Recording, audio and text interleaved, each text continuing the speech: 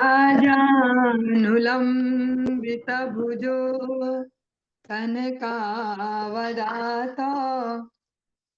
संकीर्तनैकपितरो कमलायताक्षो विश्वम्भरो द्विजवरो युगधर्मपालो वन्दे जगत्प्रियकरौ करुणावतारो। हे कृष्ण करुणा सिंधो दीनबंधो जगतपते गोपेश गोपिका कांत राधा कांत नमस्तुते। तप्त कांचन गौरांगी राधे वृंदावनेश्वरी वृषभानुसुते देवी प्रणमामि हरिप्रिये। भक्त्या विहीना अपराधलक्षै क्षिप्ताश्च कामादितरङ्गमध्ये कृपामयि त्वां शरणं प्रपन्ना वृन्दे नुमस्ते चरणारविन्दम्। जय श्री कृष्ण चैतन्य प्रभु नित्यानंद श्री अद्वैत गदाधर श्रीवासादि गौर भक्त वृंद। हरे कृष्ण कृष्ण कृष्ण हरे हरे हरे राम राम राम हरे हरे। सर्वप्रथम भगवान के अभिन्न प्रकाश विग्रह श्री गुरुपाद पद्म पूज्यपाद दंडी स्वामी अष्टोत्तर सत्य श्रीमद भक्त प्रसाद विष्णु गोस्वामी गुरुदेव महाराज के पावन श्री चरण कमलों में असंख्य कोटि दंडवत ज्ञापित करते हुए उनकी अहेतु की कृपा प्रार्थना करती हूँ। वे अपनी कृपा वर्षण करे जिससे निज कर्ताभिमान भाव को छोड़कर एकमात्र उनकी वाणी के वाहक के रूप में अपना परिचय दे सको। परम गुरुदेव नित्य लीला कृष्ण विष्णुपाद श्री श्रीमद भक्ति रहित माधव गोस्वामी महाराज परमेष्ठी गुरुदेव जगत गुरु भक्ति सिद्धांत सरस्वती गोस्वामी ठाकुर प्रभुपाद व समस्त गुरु परंपरा जयुक्त हूँ। सपार्षद श्रीमन नित्यानंद प्रभु श्री गौर हरि वृंदावन बिहारी श्री राधा गोपीनाथ भगवान जयुक्त हूँ। वे हम सभी पर अपनी कृपा वर्षण करें जिससे भगवान के पवित्र नाम और हरि गुरु वैष्णव सेवा में हम सभी की रुचि उत्पन्न हो सके। आज की इस प्रातःकालीन कक्षा में हम सभी श्रवण करेंगे भगवान के वांग्मय विग्रह श्रीमद् भागवतम के अंतर्गत 10वीं स्कंद उसका 82 अध्याय उसमें 48वें श्लोक से आज हम प्रारंभ करने जा रहे हैं। ओम नमो भगवते वासुदेवाय ओम नमो भगवते वासुदेवाय ओम नमो भगवते वासुदेवाय।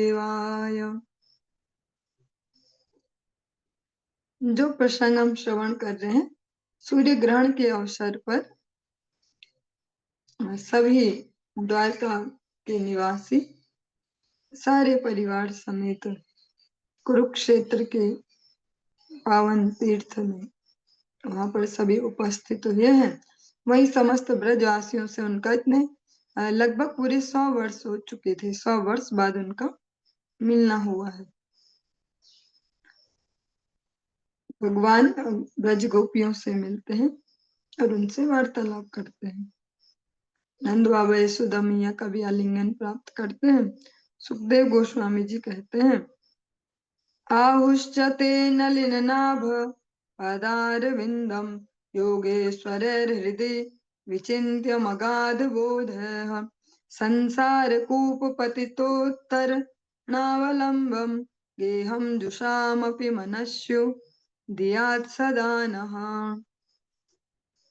गोपियां इस प्रकार बोली, हे कमल नाभ प्रभु, आपके चरण कमल उन लोगों के लिए एकमात्र शरण है जो भौतिक संसार रूपी गहरे कुएं में गिर गए हैं। आपके चरणों की पूजा तथा ध्यान बड़े बड़े योगी तथा प्रकांड दार्शनिक करते हैं। हमारी यही इच्छा है कि ये चरण कमल हमारे हृदयों के भीतर भी उदित हों। यद्यपि हम सभी ग्रस्त कार्यों में व्यस्त रहने वाली सामान्य प्राणी मात्र हैं।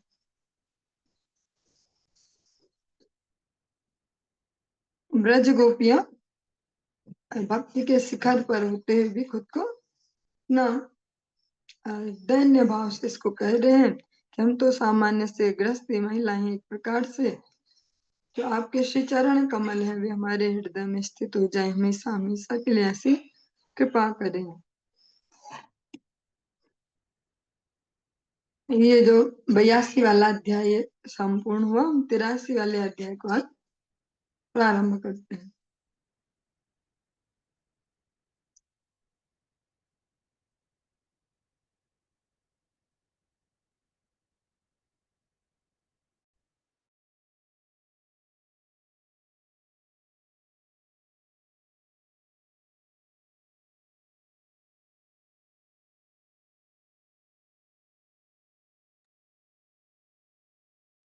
श्रीशुक उवाच तथानुगृह्य भगवान् गोपीनां स गुरुर्गतिः युधिष्ठिरमथा पृच्छत् सर्वांश्च श्रुतो अव्ययम्। श्रील सुखदेव गोस्वामी ने कहा, इस तरह गोपियों के आध्यात्मिक गुरु तथा उनके जीवन के गंतव्य भगवान श्री कृष्ण ने उन पर अपनी कृपा प्रदर्शित की। तत्पश्चात वे युधिष्ठिर तथा अपने अन्य सभी संबंधियों से मिले और उनसे उनकी कुशलता पूछी। ता एवं लोकनाथेन परिपृष्टाः सुसत्कृताः प्रत्युचुर्हृष्ट मनस्तत्पादेक्षाः तान् हर्षः। ब्रह्मांड के स्वामी के चरणों के दर्शन करके समस्त पापों से मुक्त राजा युधिष्ठिर तथा अन्यों ने अत्यधिक सम्मानित अनुभव करते हुए उनके प्रश्नों का प्रसन्नता से उत्तर दिया। कुतो शिवम त्वच्चरणाम्बुजासवम् महन्मनस्तो मुखनिःसृतं क्वचित् पिबन्ति ते कर्णपुटैरलं प्रभो देहमृतां देहकृद् स्मृतिच्छिदम्। भगवान श्री कृष्ण के संबंधियों ने कहा, हे प्रभु, हम लोगों का अमंगल कैसे हो सकता है जिन्होंने आपके चरण कमलों से निकले अमृत का एक बार भी छक कर पान किया हो। यह मदोन्मत्तकारी तरल बड़े बड़े भक्तों के मनों से बहता हुआ उनके मुखों से निकलकर उनके कान रूपी प्यालों में उड़ेला जाता है। यह देहधारी जीवात्माओं द्वारा अपने शरीर के बनाने वाले के प्रति विस्मृति को विनष्ट करता है। भगवान जब उन सभी से उनकी कुशल से पूछते हैं कि आप कैसे हैं, तो सीधा सीधा हाँ ना में जवाब न देके युधिष्ठिर महाराज या वे सभी संबंधी बहुत अच्छे से कहते हैं कि जिन्होंने आपके श्री चरणामृत का पान किया हो वो अकुशल कैसे हो सकता है, वो सर्वदा कुशल रहेंगे। इसको हम भगवत कथा को भी इसमें समझ सकते हैं।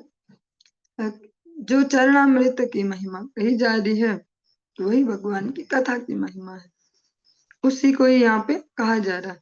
यह मदोन्नतकारी तरल बड़े बड़े भक्तों के मनों से बहता हुआ उनके मुख से निकल कर हमारे कर्णों में जाके वहां असर क्या करता है, जो हमारी जन्म जन्म से विस्मृति है भगवान से, कृष्ण भूलि से जीव अनादि बहिर्मुख, उसको दूर करता है। उस समस्या को भगवत स्मृति को वहां पर जगाता है।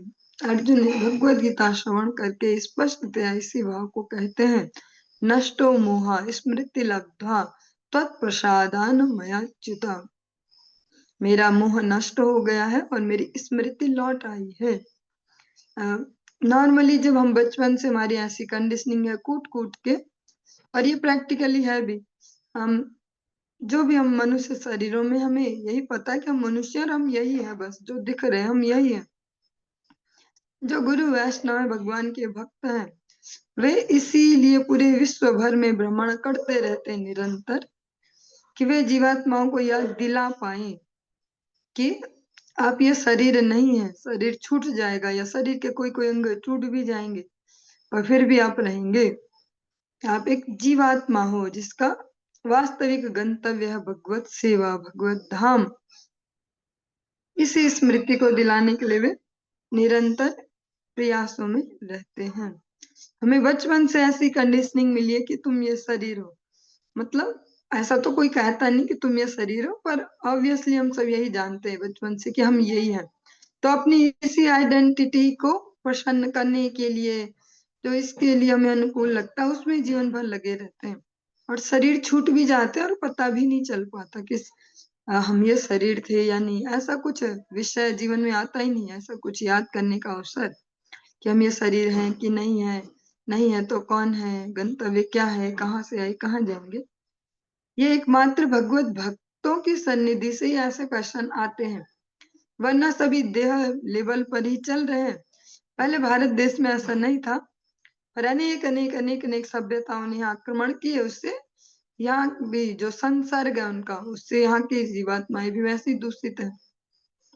और आज के समय में कह सकते हैं सबसे दूषित जीवात्मा यही पाई जा रही है। जो भी नए नए सो कॉल्ड इंटेलेक्चुअल जो लोग हैं, अलग अलग प्रकार के क्वेश्चनिंग चल रही है आजकल, तो कुछ ज्यादा ही हाईलाइटेड से चल रहा है। भगवान श्री कृष्ण के संबंध में भी कह रहे हैं कि एक से कमेंट करने वाले कि अरे रुक्मणी जी को भगा के ले गए थे भगवान कृष्ण, भी तो भगा के ले गए थे ऐसे रुक्मणी जी को, ऐसे ऐसे अलग अलग प्रकार से, जैसे उनकी मति में आता कभी कि हम ऐसे क्यों नहीं रह सकते स्वच्छंदता से, जैसा हमारा मन करे ऐसे ऐसे। मतलब जो बेसिक है वही गड़बड़ हो गया, वो गायब हो गया। अब कोई समाज नहीं, कोई व्यवस्था नहीं, कुछ नहीं, बस हम एक जीवित कुछ है।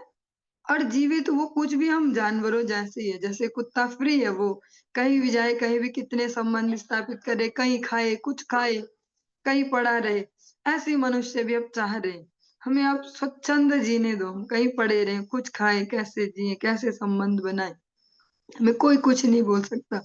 मतलब सारा विवेक शून्य हो गया है, बहुत ही कह सकते हैं जिसको बुरी स्थिति। ऐसे में जो हम सभी कर सकते हैं, चाहे वो सो कॉल्ड समाज सेवा के नाम पे, राष्ट्र सेवा, जो जो भी हम कहें, जो भी धर्म अपने, उसका अगर हम कुछ उसमें योगदान करना चाहें तो वो यही है कि हम पहले अपने नित्य धर्म को पहचाने, उसमें स्थित हो, तभी हम अन्यों की हेल्प कर पाएंगे। अगर हम ही शरीर लेवल पर ही भटकते जाएं, शरीर के इंद्रिय तर्पणों में ही मस्त रहेंगे, अन्यों को कैसे हेल्प कर पाएंगे। और बहुत शौक होता है ना हम सभी को कहीं ना कहीं मदद करने का, किसी का भला करें, किसी का कुछ सेवा करे, कुछ फायदा हो। अच्छा क्या करे क्या करे, कहीं अन्नदान चलाएं क्या, ऐसे जैसे आते आते देखते हैं अलग अलग जगह कुछ मंदिर रहते हैं रोडों के किनारे। स्पेशली जो देहरादून ये हरिद्वार ये हाईवे, इस पे मणिमाई मंदिर नाम से हर संडे और जो कुछ भी चल रहा भंडारे चलते, कोई भी आया बर्तन उठा के आया, पकाया बांटा और चला, पकाया बांटा और चला। तो ये जो अंदर है बेसिक, वो हेल्प करने की, सेवा करने की, कुछ बढ़िया करने की जो प्रवृत्ति है, पर वो वास्तव में उस प्रवृत्ति को फुलफिल पहले अपने आप से करें। पहले हम अपनी वास्तविक सेवा कर लें, अपनी वास्तविक मदद। जब हम अपने वास्तविक स्वरूप को समझेंगे एज ए जीवात्मा, अपने कर्तव्य को, तभी इनको भी बढ़िया से कर पाएंगे। तभी जो हमारे सेवा के कीड़े हैं वो शांत हो पाएंगे, जब पहले उन्हें ठाकुर जी की और उनके भक्तों की सेवा में लगाएंगे। क्योंकि ये दोनों ही सेवाएं ऐसी है कि आदमी खुद ही ठंडा हो जाएगा तो ठीक से करेगा। तभी हम सम्यक बुद्धि से समझ पाएंगे वास्तव में किसे कहते हैं सोशल सर्विस, समाज सेवा, राष्ट्र सेवा, विश्व शांति, ये सब कुछ पहले जब बेसिक कंसेप्ट क्लियर होगा। बहुत सुंदर ये सभी युधिष्ठिर आदि संबंधी कहते हैं कि जिन्होंने आपके श्री चरणों का जो मकरंद है या चरणामृत है, या कथा अमृत है जो उसको पान करते हैं, उनका कैसे कुछ अमंगल हो सकता है कभी भी। हे त्वात्मधाम विधुतात्म कृतत्रयवस्थाम आनंद संप्लवमखंड अकुंठ बोधम कालोपशिष्ट निगमावन आत्मयोग माया कृतिम परमहंस गतिम नतास्म। आपके व्यक्तिगत स्वरूप का तेज भौतिक चेतना के त्रिगुण प्रभावों को दूर करता है और आपके अनुग्रह से हम पूर्ण सुख में निमग्न हो जाते हैं। आपका ज्ञान अविभाज्य तथा असीम है। अपनी योग माया शक्ति से आपने उन वेदों की रक्षा करने के लिए यह मानव रूप धारण किया है जो काल क्रम से संकट ग्रस्त हो गए थे। हे पूर्ण संतों के चरम लक्ष्य, हम आपके समक्ष नतमस्तक हैं। जो वैदिक ज्ञान की धारा जो बाधित हो गई थी कालक्रम से, समय के प्रभाव से, आप उसको वापस स्थापित करने के लिए आए हैं। भगवत गीता में भी भगवान अर्जुन से कहते हैं कि ये पहले मैं विवस्वान को भी दे चुका हूँ कभी। हाँ, ऐसे अनेक अनेक लोगों को पहले सुना चुका हूँ ये भगवत गीता, पर इसका जो सीरियल है, जो क्रम है, वो टूट चुका था। तो अर्जुन, अब तुमसे इसको फिर से स्टार्ट किया जा रहा है। ऋषिरुवाच इत्युत्तमः श्लोक शिखामणिं जनेष्व अभिष्टुवत्स्वन्धक कौरवस्त्रियः समेत्य गोविन्द कथा मिथो अगृह्णंस त्रिलोकगीताः शृणु वर्णयामि ते। ऋषिवर सुखदेव गोस्वामी ने कहा, जब युधिष्ठिर तथा अन्य लोग महापुरुषों में शिरोमणि भगवान श्री कृष्ण की इस तरह प्रशंसा कर रहे थे, तब अंधक तथा कौरव वंश की महिलाएं एक दूसरे से मिली और तीनों लोकों में गाई जाने वाली गोविंद विषयक कथाओं की चर्चा करने लगी। कृपया सुनो, मैं तुमसे इनका वर्णन करने जा रहा हूँ। सुखदेव गोस्वामी जी परीक्षित महाराज जी को कह रहे, ध्यान से सुनो कि वे सब माता जी आपस में क्या चर्चा कर रही थी। श्री द्रौपद्युवाच हे वैदर्भ्यच्युतो भद्रे हे जाम्बवती कौशले हे सत्यभामे कालिंदी सव्ये रोहिणी लक्ष्मणे हे कृष्ण पत्न्या हे तन्नो ब्रूते वो भगवान स्वयं उपये में यथा लोकम अनुकुर्वन् स्वमायया। श्री द्रौपदी जी ने कहा, हे वैदर्भी, विदर्भ राज की जो पुत्री हैं रुक्मणी जी, हे वैदर्भी, हे भद्रा, हे जाम्बवती, हे कौशला, हे सत्यभामा तथा कालिंदी, हे सव्या, रोहिणी, लक्ष्मणा और श्री कृष्ण की अन्य पत्नियों, कृपा करके मुझे बतलाइए कि भगवान अच्युत ने किस तरह अपनी योग शक्ति से इस संसार की रीति का अनुकरण करते हुए आप में से हर एक से विवाह किया।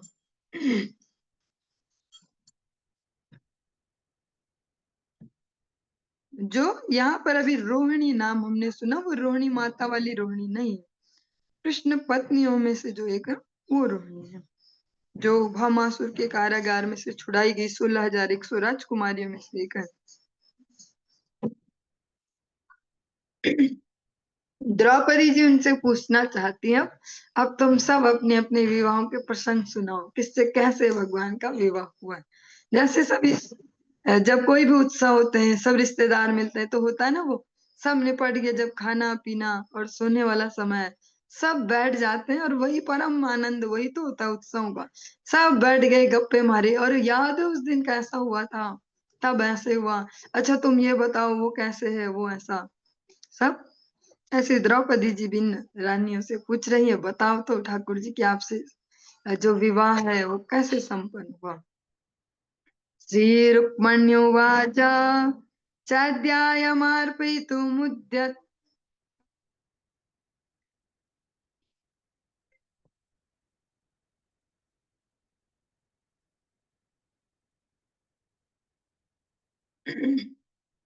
राजस्वजेय भटशेखरिताङ्घ्रिणेषु निन्ये मृगेन्द्र इव भागं जावियूथात् तच्छ्रीनिकेत चरणोस्तु ममार्चनाय। श्री रुक्मणी जी ने कहा, जब सारे राजा अपने अपने धनुष लिए या आश्वासन देने के लिए तैयार खड़े थे कि शिशुपाल को मैं अर्पित कर दी जाऊं, तो अजेय योद्धाओं के सिरों पर अपनी चरण धूलि रखने वाले ने उनके बीच में उसी तरह मेरा हरण कर लिया, जिस तरह एक सिंह अपने शिकार को बकरियों तथा भेड़ों के बीच से बलपूर्वक ले जाता है। मैं चाहूंगी कि लक्ष्मी के आश्रय भगवान श्री कृष्ण के उन चरणों की पूजा मुझे करने को मिले, प्राप्त हो। रुक्मणी जी अपना प्रसंग सुनाती कि वहां तो बहुत सारे थे सुकौल योद्धा, जो सभी चाह रहे थे कि शिशुपाल से मेरा विवाह हो जाए, पर भगवान ने उनके मध्य से मेरा उद्धार कर लिया और उनके श्री चरणों की मुझे निरंतर सेवा प्राप्त हो, यही मेरी उन भगवान से प्रार्थना है। श्री सत्यभामोवाच यो मे सनाधि वदतप्त हृदा ततेन लिप्ताभिशापं पमार्ष्टु मुपाजहार। जित्वक्ष राजमथरत्नमदात्सुतेन भीतः पिता दिशत मां प्रभवे अपि दत्ताम। श्री सत्यभामा ने कहा, मेरे पिता का हृदय अपने भाई की हत्या से दुखित था, इसलिए उन्होंने भगवान श्री कृष्ण को इस अपराध के लिए दोषी ठहराया। श्री भगवान ने अपने यश पर लगे इस जो धब्बा है, जो कलंक है, इसको मिटाने के लिए रीछों के राजा को हराया और स्यमंतक मणि वापस लाए और उसे मेरे पिताजी को लौटा दिया। अपने अपराध के फल से भयभीत मेरे पिता ने मुझे श्री भगवान को प्रदान कर दिया। यद्यपि मुझे अन्यों को दिए जाने का जो आश्वासन है, जो संकल्प है, सब किया जा चुका था।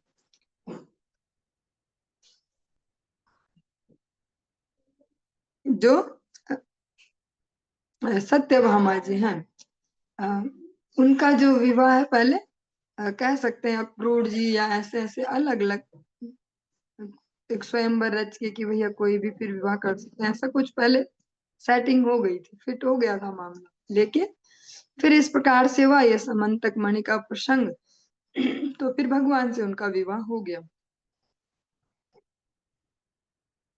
श्री जाम्बवत्युवाच प्राज्ञाय देह किदमुं निजनाथ दैवं सीतापतिं तृण वहान्य यमुनाभ्ययुध्यत ज्ञात्वा परीक्षित उपाहर उपाहर दर्हणं मां पादो प्रगृह्य मणिनाहममुष्यदासी। जाम्बवती ने कहा, यह न जानते हुए कि भगवान श्री कृष्ण उन्हीं के स्वामी तथा आराध्य देव देवी सीता के पति हैं, मेरे पिता उनके साथ 27 दिनों तक युद्ध करते रहे। अंत में जब मेरे पिता को ज्ञान हुआ और उन्होंने प्रभु को पहचाना, तो उन्होंने उनके चरण पकड़ लिए और मुझे तथा स्यमंतक मणि दोनों को आदर के प्रतीक रूप में अर्पित कर दिया। मैं तो प्रभु की दासी मात्र हूँ।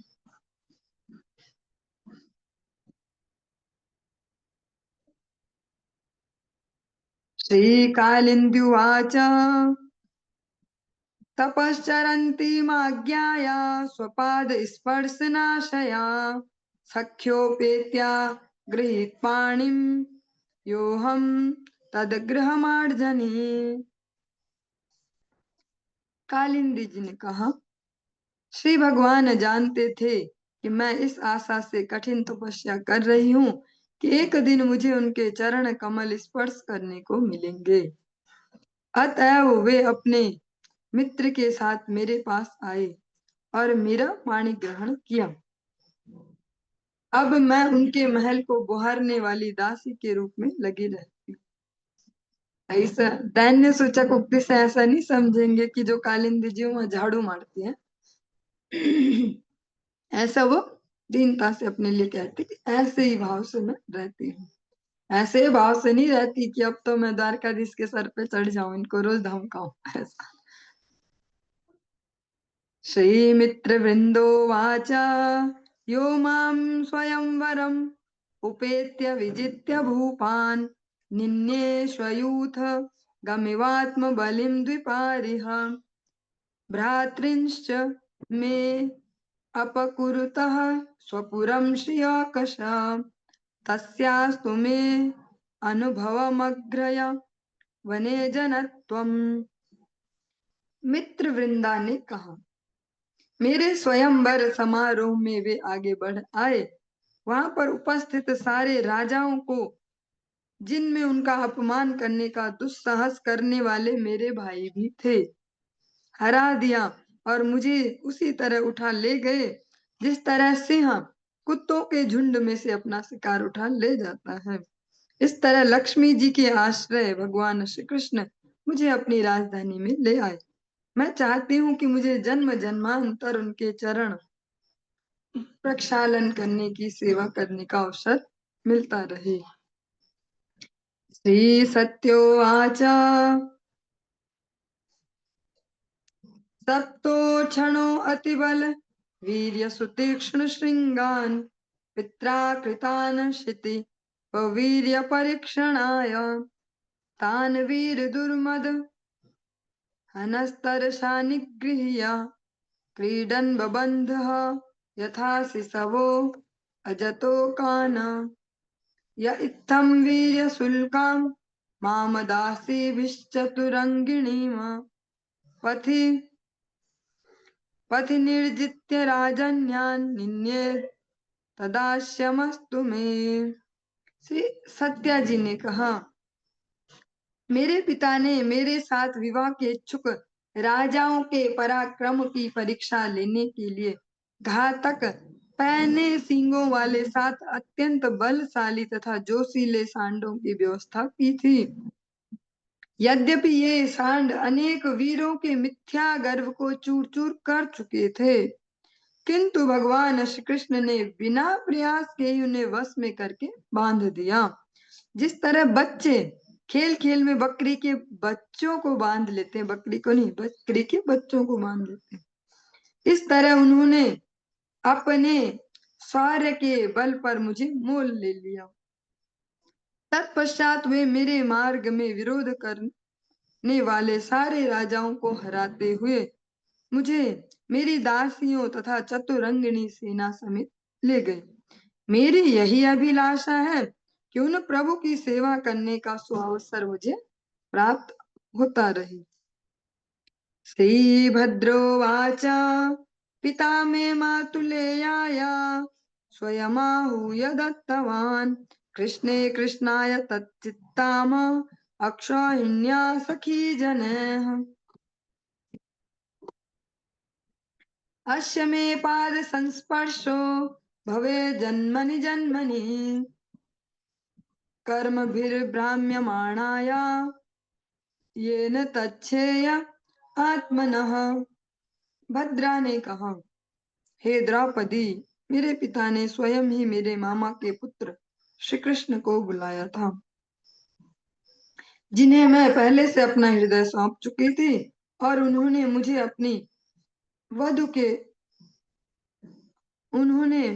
मुझे उनकी वधु के रूप में अर्पित कर दिया। मेरे पिता ने मेरे साथ उन्हें एक अक्षौहिणी सैन्य रक्षक और मेरी सखियों की एक टोली भी दे दी थी। मेरी चरम सिद्धि यही होगी कि जब मैं अपने कर्म से बंध कर एक जन्म से दूसरे जन्म में भ्रमण करूं, तो मुझे भगवान श्री कृष्ण के चरण कमलों को स्पर्श करने की अनुमति सदा मिलती रहे।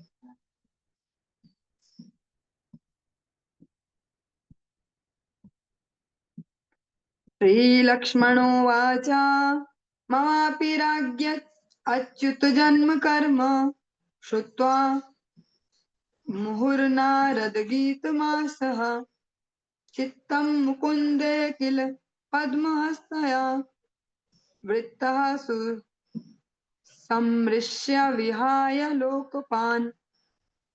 श्री लक्ष्मणा जी ने कहा, हे रानी, ये द्रौपदी जी से कह रहे,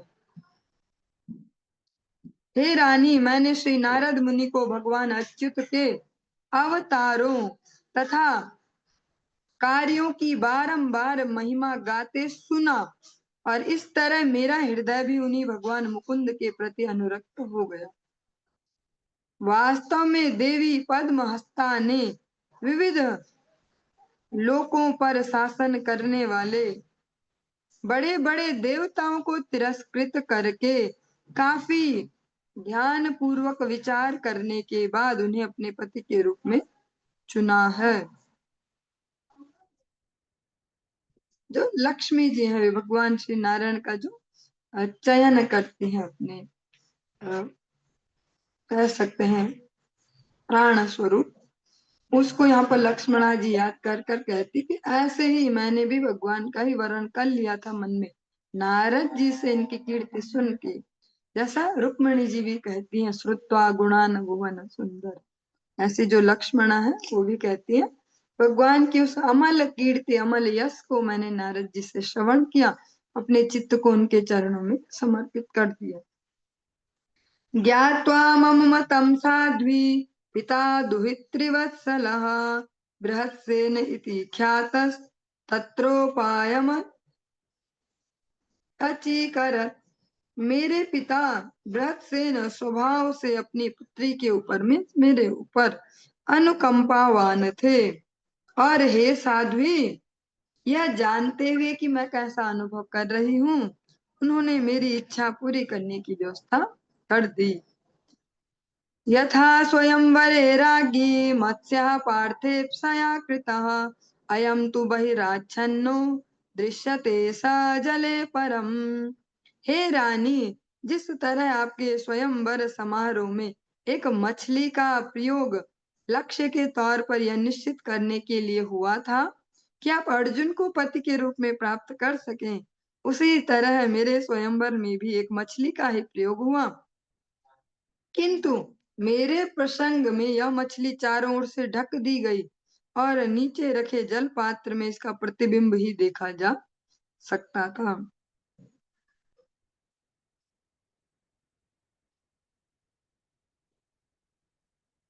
जो लक्ष्मणा है वो इस प्रकार से कहती हैं कि मैंने भगवान को अपना चित्त समर्पित किया, पिताजी ये समझ गए, फिर उन्होंने व्यवस्था की, पर उन्होंने ऐसे डायरेक्ट नहीं किया कि द्वारिकाधीश आइए और विवाह में, वहां पे भी एक स्वयंवर सभा का आयोजन किया, जिसमें मत्स्य का जो नेत्र है उसको उसका लक्ष्य रखा गया जो उसको भेद पाए।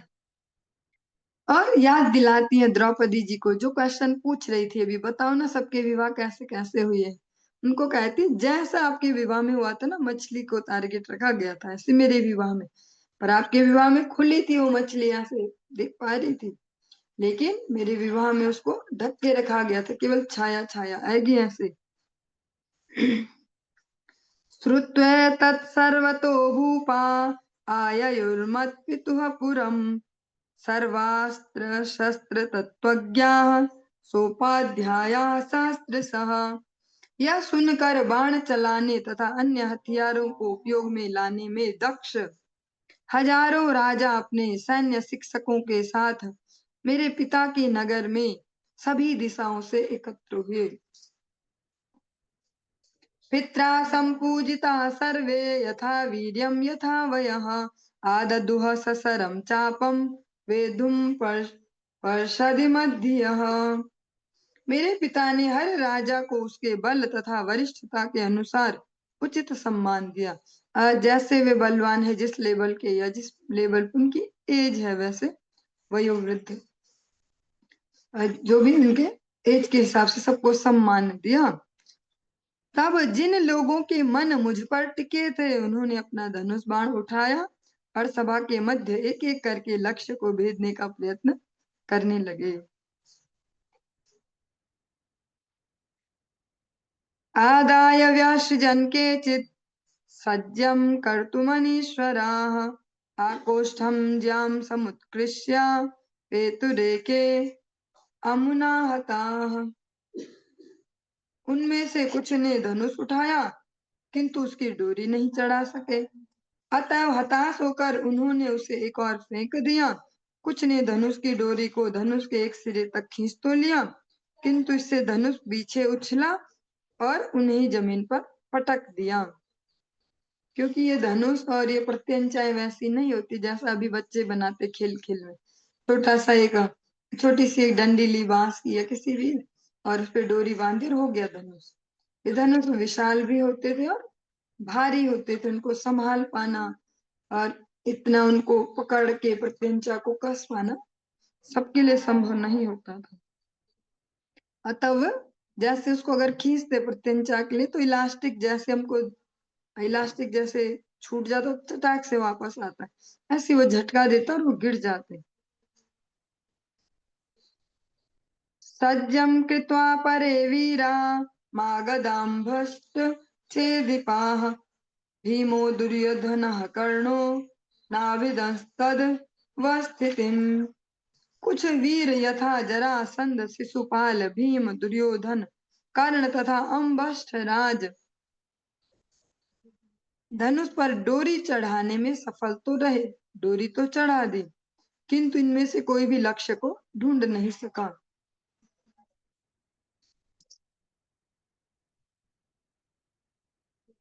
चलिए इससे आगे का प्रसंग हम कल की कक्षा में श्रवण करेंगे। आज की इस चर्चा को यहीं पे विश्राम देंगे। हरे कृष्ण।